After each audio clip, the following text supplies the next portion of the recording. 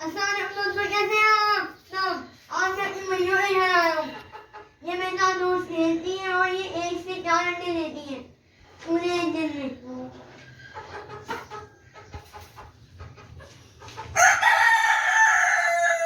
और ये देसी अंडे खाने से बहुत ताकत मिलती है। इनकी वो देसी रंग भी होती है, वो कभी कभार बहुत ज्यादा येलो भी होती है और ऑरेंज भी होती है। मैंने कोई कहानी नहीं आता। अब नाम बताता हूँ। ये दूसरे हैं, ये ब्लैक कॉइन है, ये ब्लैक किंग है और ये भी ब्लैक कॉइन है। ये है ब्राउन किंग, ये है ब्लैक कॉइन, वो है ब्राउन किंग, ब्राउन कॉइन और ब्राउन कॉइन। और वो जो अंदर बैठी है उसका नाम है वाइट किंग। वो असल में अंडा दे रही है मुर्गी। अभी वो मुर्गी अंडा दे रही है, अंदर बैठी है और मैं आपको कोई कहानी नहीं आता।